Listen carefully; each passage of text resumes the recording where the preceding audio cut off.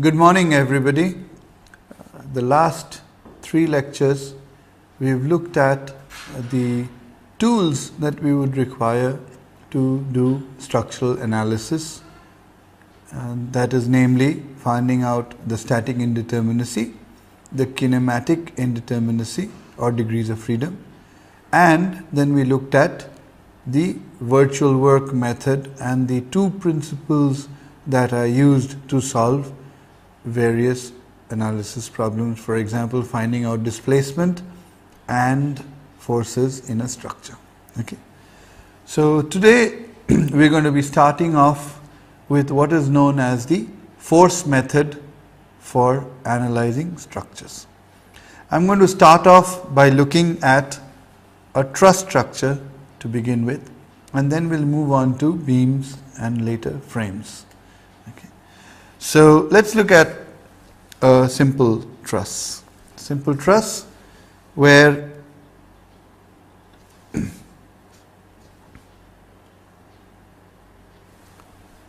let us say that the structure is subjected to this kind of loading, okay, and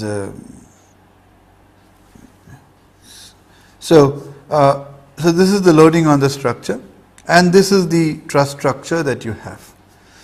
Now, if you look at this, what is understand that in the force method, the starting point is to find out the static indeterminacy of the structure. So, here we find out the static indeterminacy of the structure, and let us go through the steps. Number of members 1, 2, 3, 4, 5, 6. So, 6 members. Number of reactions 1, 2, 3. Number of joints 1, 2, 3, 4. So, if you look at the static indeterminacy, it is equal to number of unknowns 1 for each member plus the number of reactions minus the number of equations of equilibrium that you have, which is 2 per joint, and this is equal to 1. So, therefore, this is a single indeterminate structure. It is a truss which has a single degree of indeterminacy. Now, we go into the steps of how to use the force method to analyze. What do we need to find out? Here, let us just state the problem. The problem here is that I want to find out all the forces, the forces in all the members, plus I also want to find out the horizontal displacement of this point. So, I need to find out the horizontal displacement of this point under this loading. Okay. So, that's my problem statement. Evaluate all the forces in all the members and find out this displacement. Okay. So, this in essence is my problem statement. Okay. For now, let us forget about finding out this displacement. We will find out this displacement later on. Okay. Let us now first find out all the forces in all the members.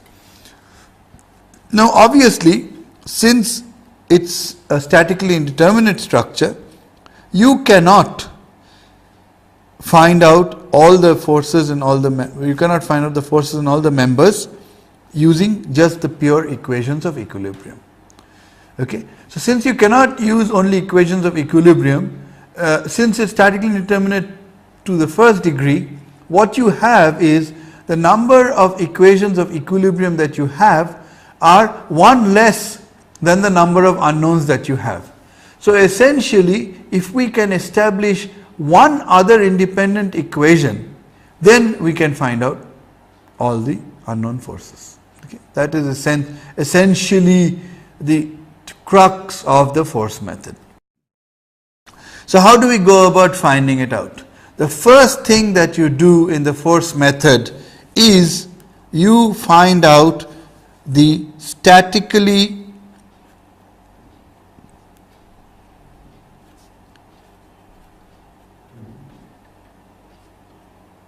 determinate, statically determinate Bayes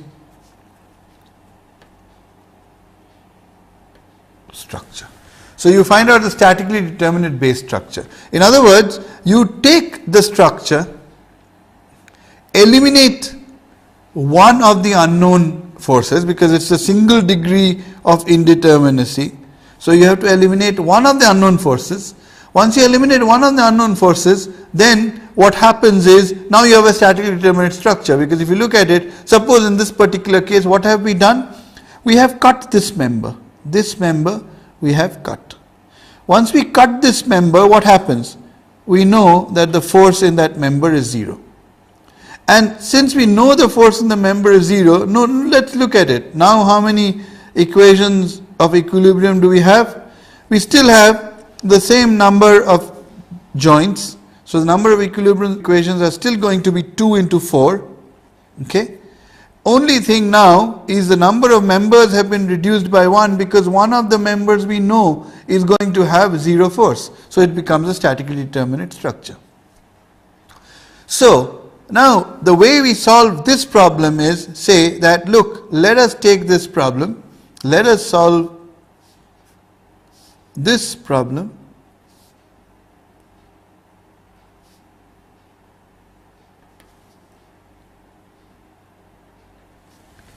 And to that we take the same statically determinate structure and say that let's look at this. In reality, this problem is really just a superposition of these two problems, where this force in this member, let me just number them here, A, B, C, D, A, B, C, D, A, B, C, D.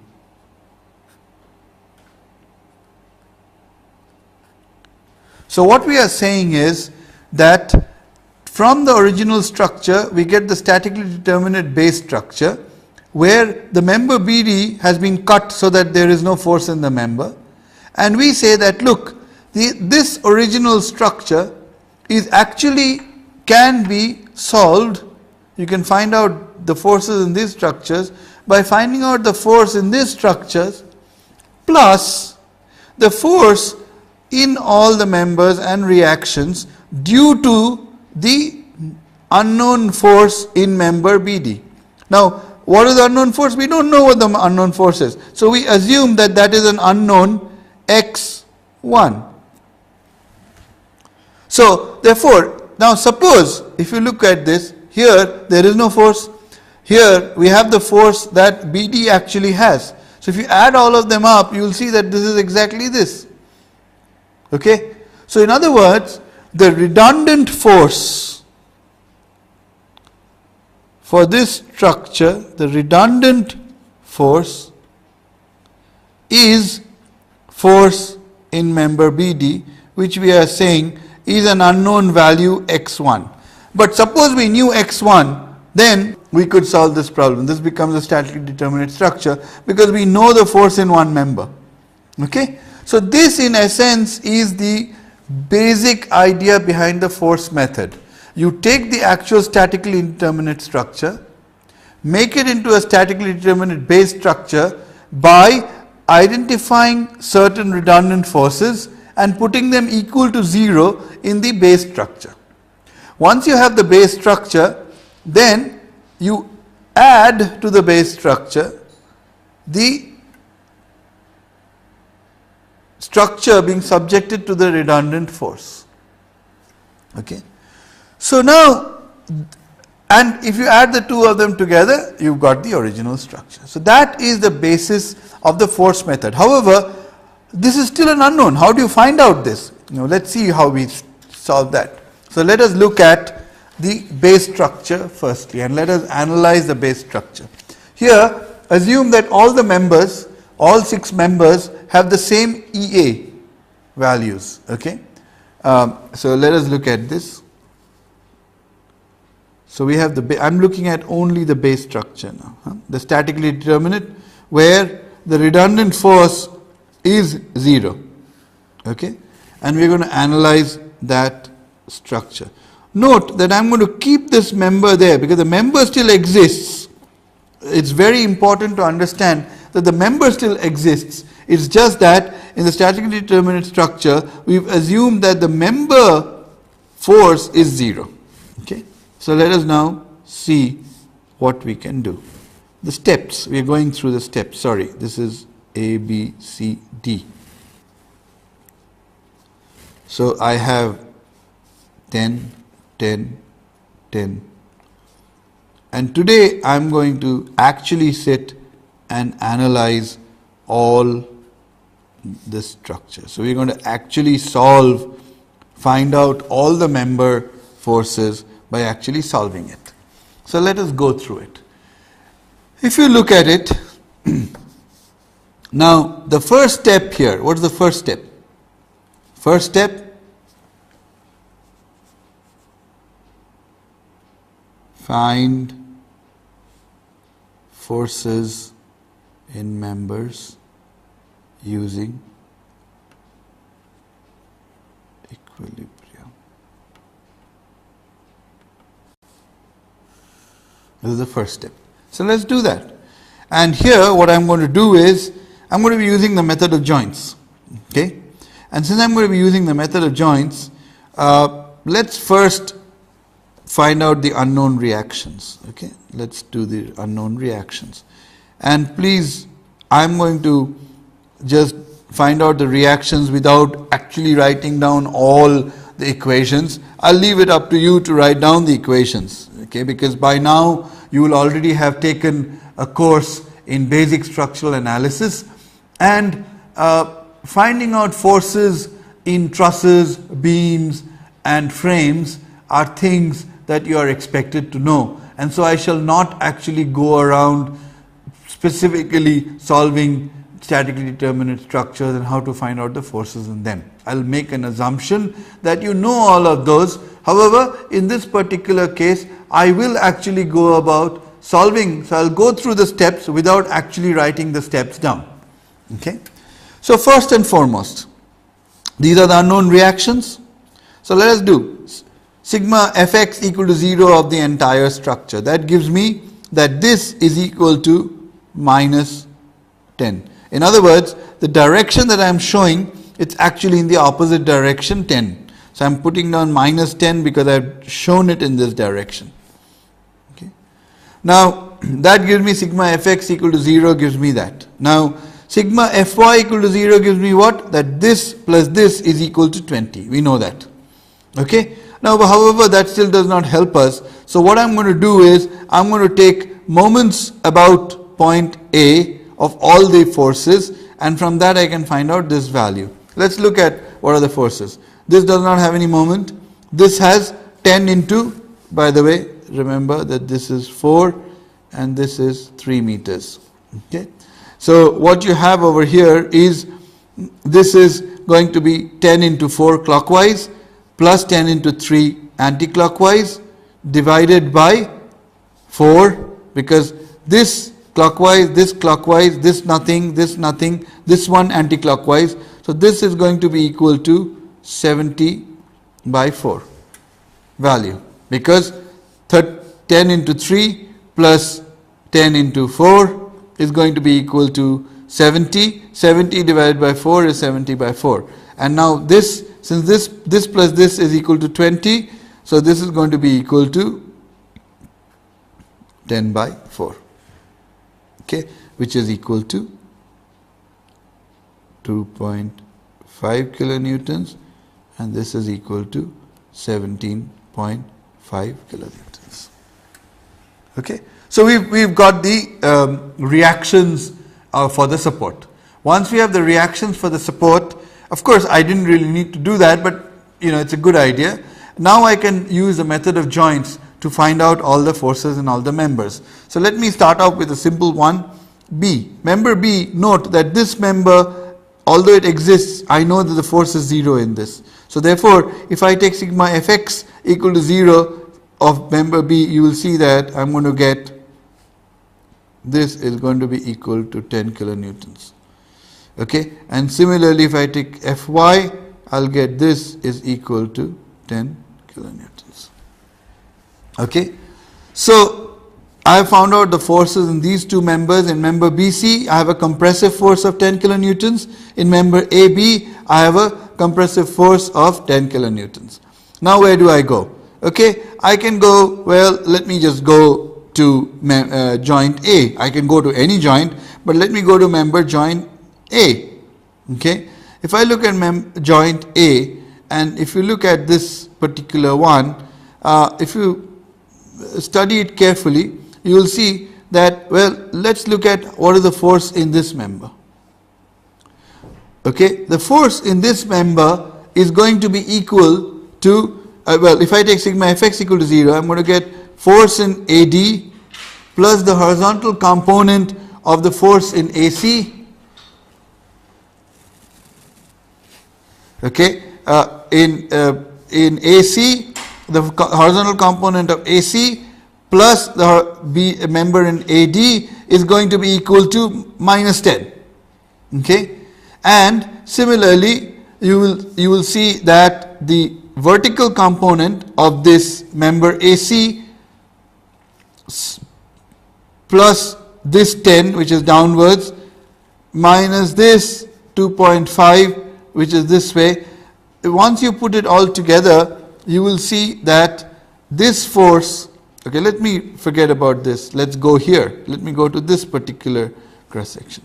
Here if you look at it, you will see that sigma fx equal to 0 gives me what? This has no force. And if I find out sigma fy equal to 0, you will see that this is equal to 70 by 4 kilonewtons. So compressive force, this is 0, and from that we can find out, actually if you go about it, you will see that this becomes 30 by 4 and 40 by 4, and so this is equal to a tension force of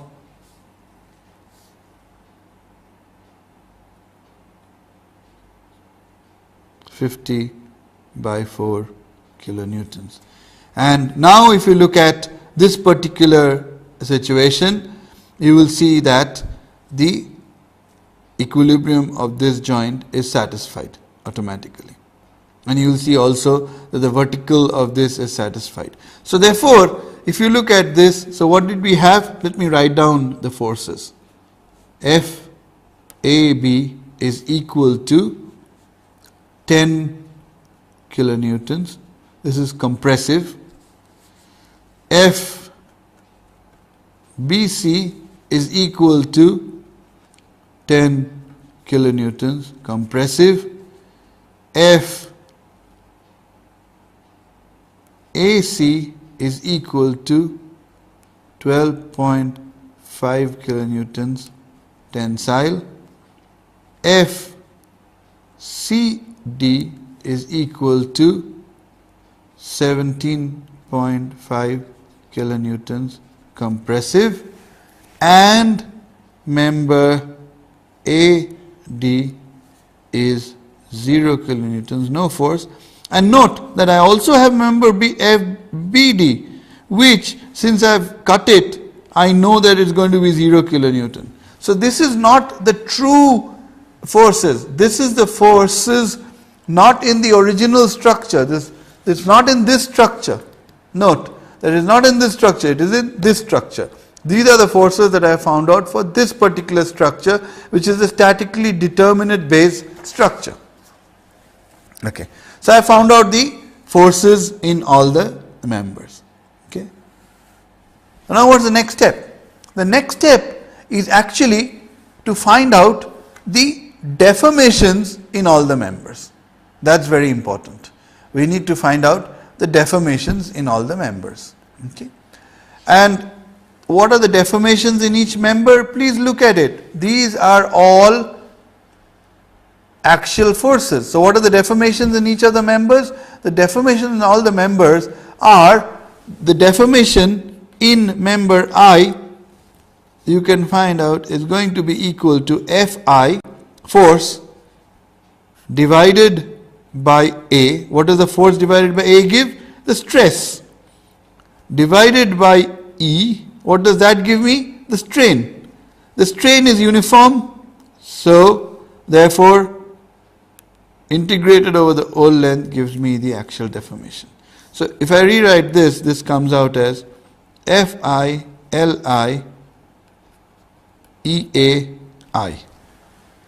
Okay, force in the member, axial force in the member, length of the member, the axial rigidity of the member. Okay, so therefore this way I can find out for each one what the corresponding delta is going to be equal to.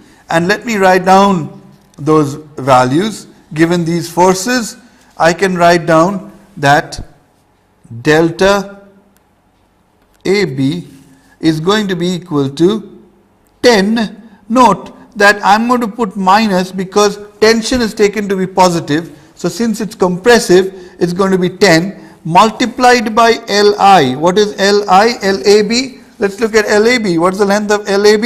3 meters. So it's going to be 3 divided by, note that I have said that all EA are the same. So delta AB is equal to minus 30 upon EA. Now let's look at delta BC.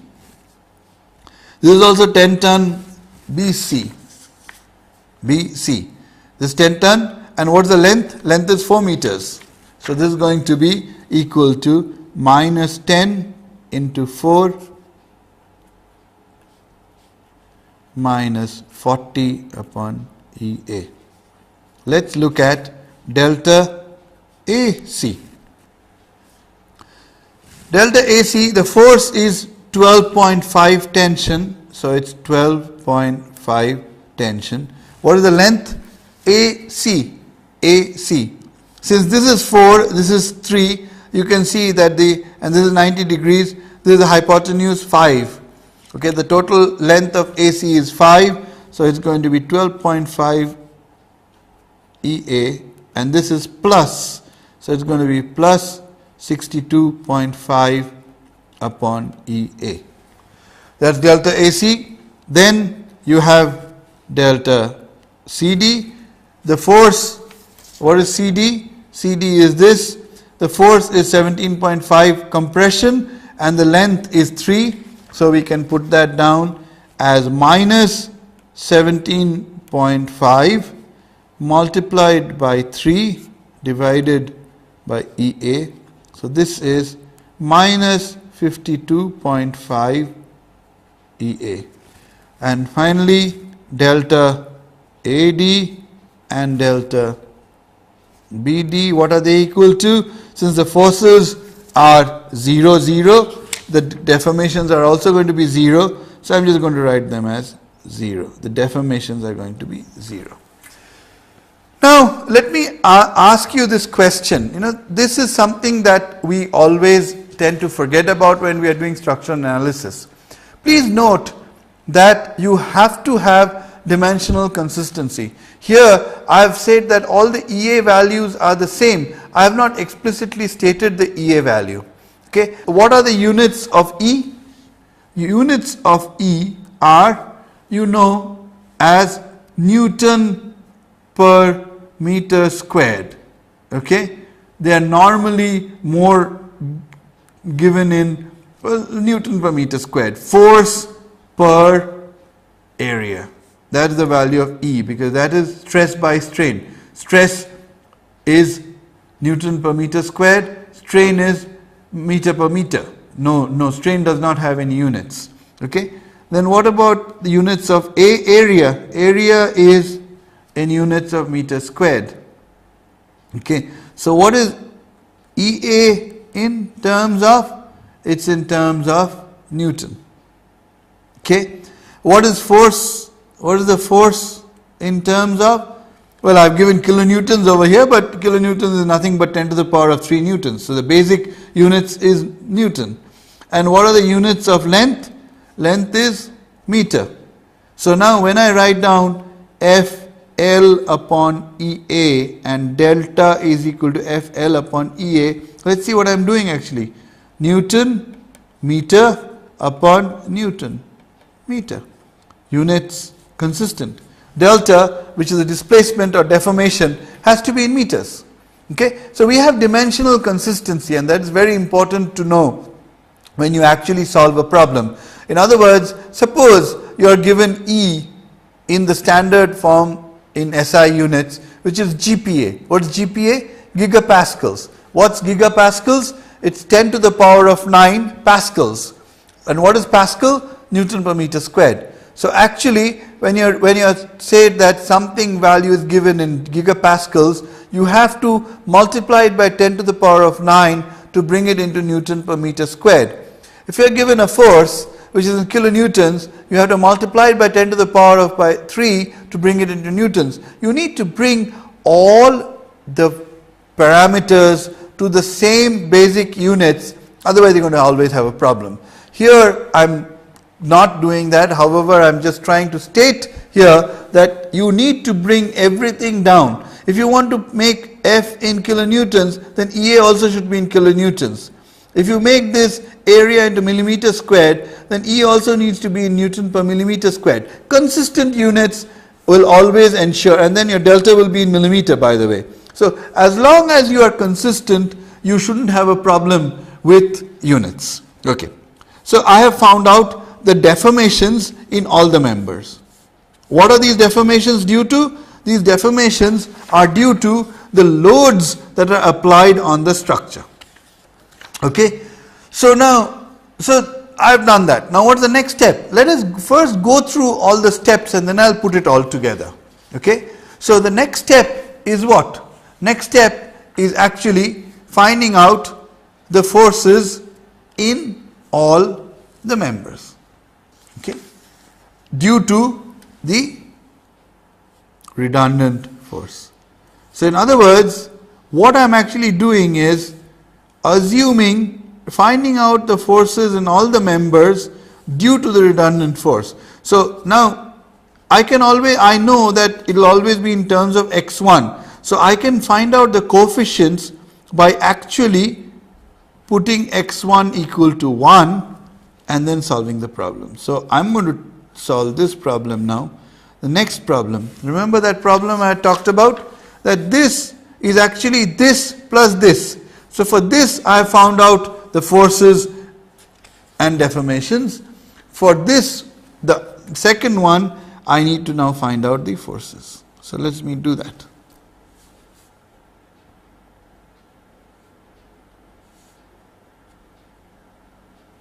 x1 equal to 1, and due to this x1 equal to 1, I need to find out what are the forces in all the members. Let's go step by step. Remember that this is still 4 meters. It's still the original structure. Okay. So this is 4 meters. What about the reactions? Look, this is a force that I am applying in a member. It's an internal force. So it's equal and opposite. So therefore, there is no net force acting on the structure, and therefore all the support reactions are actually 0. Because sigma fx gives me this equal to 0, sigma fy gives me this plus this equal to 0. Then I take moments about this point. Since these two are acting equal and opposite at the same point, this is going to be 0, this is going to be 0. That's not an issue. Okay. So now I need to find out what the forces in all the members are. Let's go about it. Let me first take joint B. In joint B, what is the force in this member? Look at it. The horizontal component of this plus the force in this member is going to be equal to 0. Then this, the vertical component of this plus the force in AB is going to be equal to 0. So from this I can find out that these are going to be equal to, this is going to be equal to 4 upon 5. This is going to be equal to 3 upon 5. Okay. And now let's look at the other force. Let's look at this. If you look at this particular situation, okay, what's the force? I know this force. What are the two unknowns? I don't know the force in this member and this member. Well, sigma fx equal to 0 and sigma fy equal to 0 will give me, what will sigma fx equal to 0 give me? That the force in this member, the horizontal component of this is equal, plus this is going to be equal to 0. So if you do that, you will see that this works out to 1. Once you do that, then you can find out what is the force in this member, because the vertical component of this is going to be equal to this, and that way I am just writing down the values. You should be able to find them out. What about the force in this member? You will see that this will turn out to be 4 by 5. Okay. I found out the forces in all the members. So let me write them down. So that means force in AB is equal to 3 by 5 x1, because I put x1 equal to 1, and this is compressive, assuming x1 to be tensile. FBC is equal to 4 by 5 x1 compression. FAC is equal to x1 tension. Member CD is equal to 3 by 5 x1 compression. Member AD is equal to 4 by 5 x1 compression, and member BD is going to be equal to, well, that's the one that we've applied, so it's going to be equal to x1.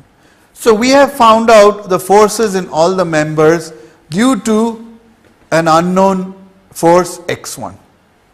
Okay, and therefore if you look at it, what would be the force in the original structure? It would actually be, if you look at this, that the actual, in the original structure, FAB would be equal to 10 plus 3 by 5 x1. BC would be 10 plus 4 by 5 x1. AC would be 12.5 plus x1. CD would be 7.5 plus 3 by 5 x1. So this way, and FAD would be 4 by 5 x1, FBD would be x1 with the corresponding signs. Okay. So essentially, you see, I can find out the forces provided I know the value of x1. Okay. Now how do I find out the value of x1? See, I have found out the forces.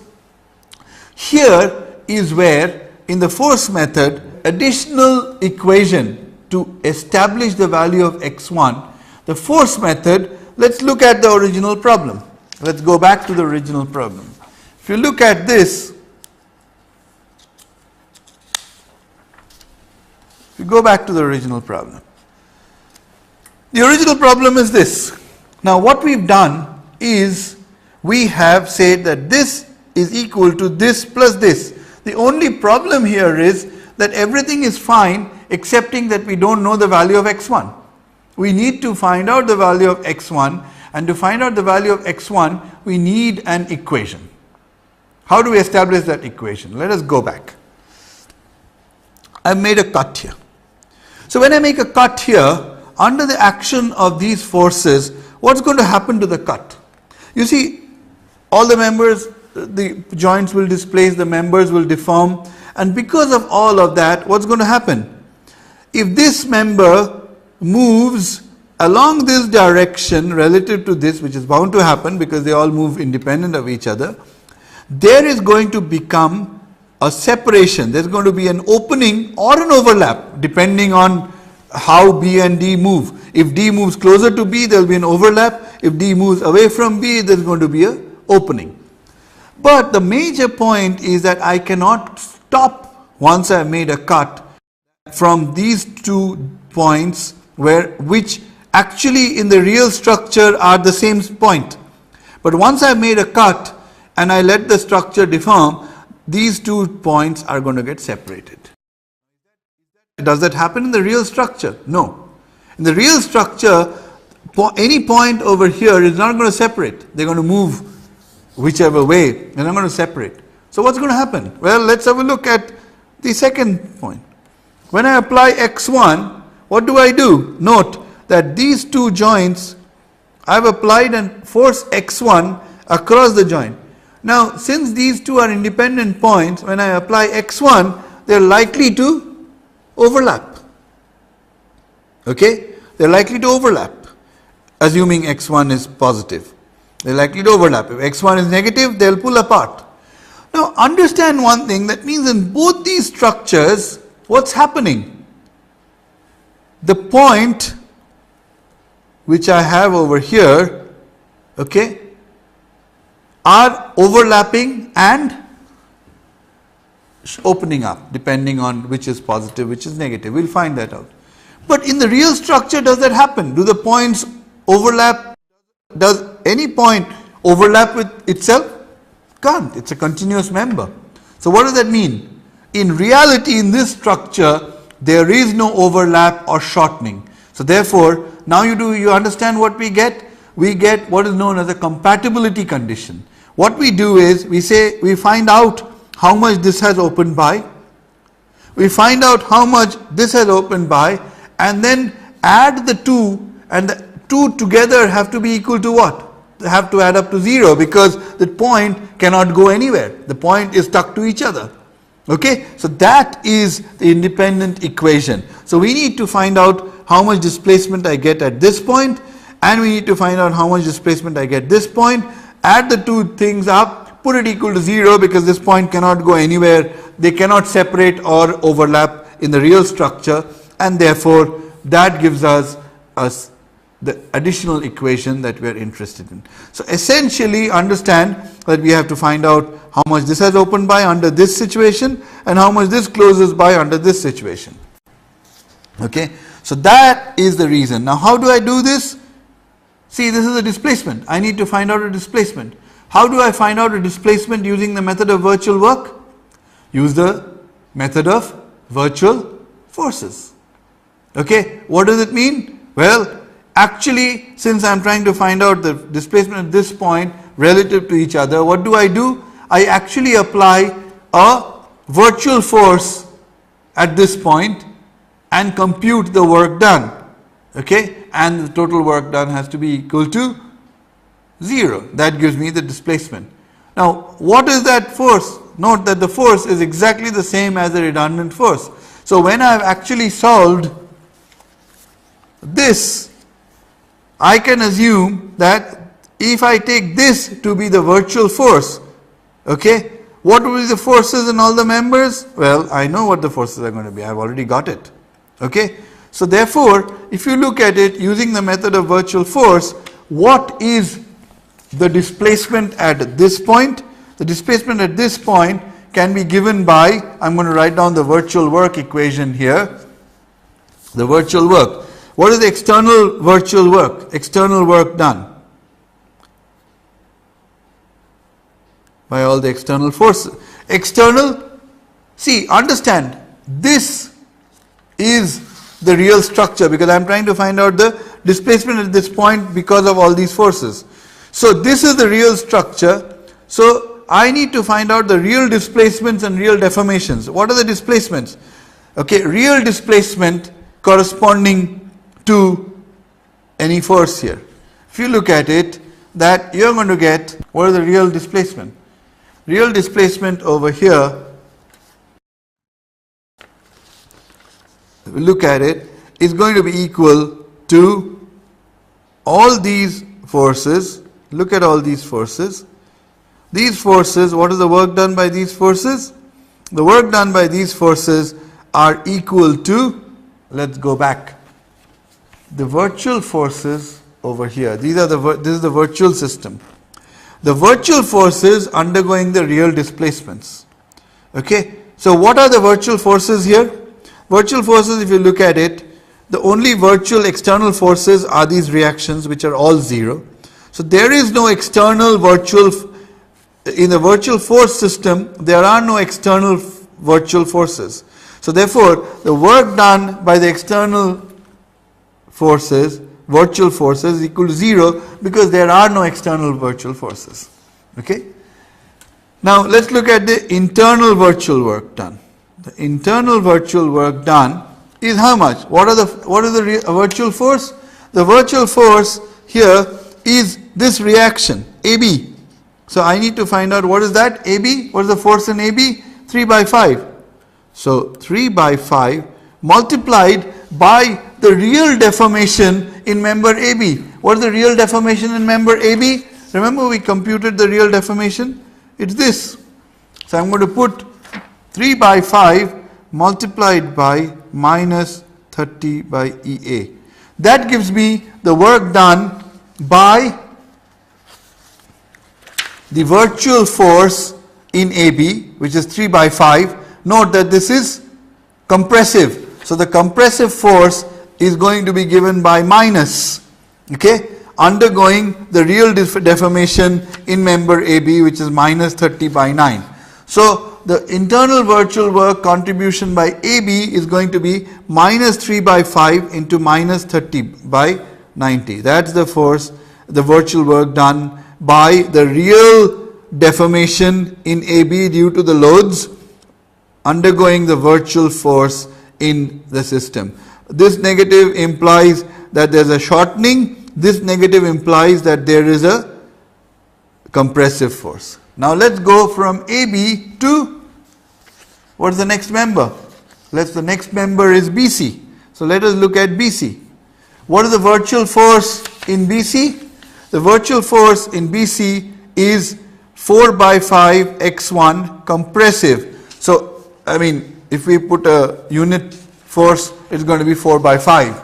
So that's going to be compressive minus 4 by 5 multiplied by the real displacement, which is minus 40 upon EA. So minus 40 upon EA. Then I'm going to add what else? The next. What's the next? AC. Force, tension 1. So it's going to be plus multiplied by the real deformation in AC, which is 62.5 plus. So this is 62.5 upon EA. That is member AC. Let us look at CD. Next is CD. What is the force? 3.5 into compression. So this is the virtual force is minus 3 by 5. What is the real deformation in CD? The real deformation in CD is 52.5. So that is minus 52.5 EA. Then we go to, next is, I have done AB, BC, AC, CD. So now I need to go to AD. What is it? Minus 4 by 5. The virtual force is minus 4 by 5. What is the real deformation? 0. So multiplied by 0. Then I need to look at BD. What is BD? 1. Tension. So it's going to be plus 1. What is the real deformation in BD? Real deformation in BD is 0. So 0. So what is the total internal virtual work? You will see that is going to be equal to plus 18 upon EA plus 32 upon EA plus 62.5 upon EA plus here you have 10.5. So 10.5 into 3 is 31.5 EA, and these are 0 and 0 plus 0 upon EA plus 0 upon EA. So the total virtual internal work done is equal to, what is it? 18 plus 30, 50. 50 plus 94, 144 upon EA. That is the internal virtual work done by what? By all the forces in all the members. And note that the external virtual work, if you look at it, is what? External virtual work done by all the forces is 0, but we have neglected one. What is that? That is, this is also an external work. And what is the external force? What is the work done by this force? This force is equal to 1 into what? What is 1? Into, note, what are we finding out here? We are trying to find out this overlap or whatever, the delta. Okay? So therefore, that is the reason why we applied the force x1. So therefore, this 1 into this delta is the external virtual work, and therefore once we put external virtual work is equal to internal virtual work, that is our principle of virtual work, because the total work done is 0. Okay, we get delta equal to 144 upon EA. So the overlap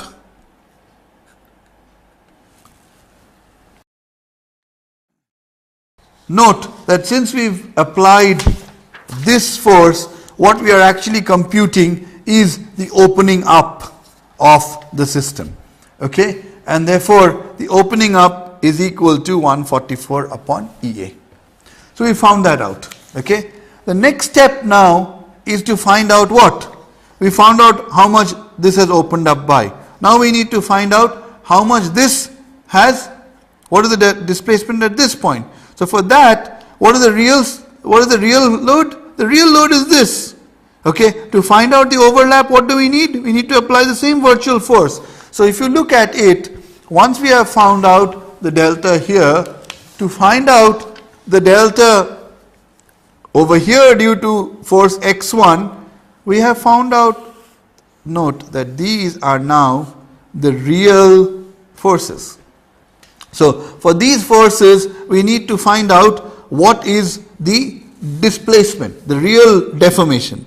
Real deformation is equal to delta AB is, note that I've already done this, 3 into 3, so this is going to be 9 by 5 EA x1. Delta BC is going to be equal to 16 by 5 EA x1. Delta AC is equal to 5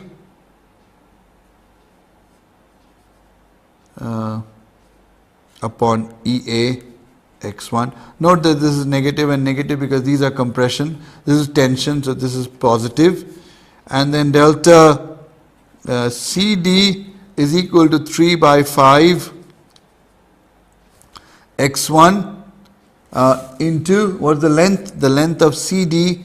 Length of CD is equal to 3 meters. So this is going to be equal to minus 9 by 5 EA x1. Delta AD is going to be equal to 4 by 5 compression. So this is going to be equal to minus 16 by 5 EA x1. And finally delta BD is going to be x1. So it's going to be, and what's the length of BD? BD is 5 meters. So it's going to be 5 upon EA x1. These are the deformations due to these. Now to find out again using the same virtual work principle, you will get what? What is the displacement?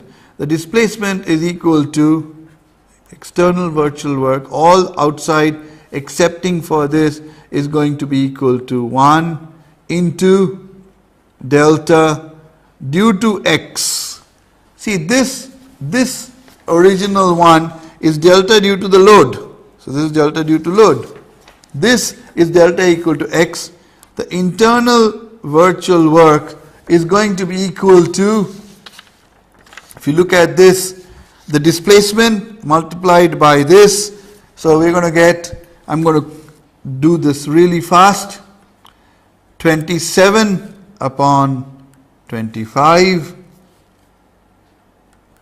EA x1 plus delta BC, so it's going to be 16 into 4, that's going to be 64 upon 25 EA x1 plus next one 5 EA, so it's going to be 5 upon EA x1 into 1, so that's going to be 5 into x1. Then CD is going to be equal to the same thing, so it's going to be 27 upon 25 EA x1.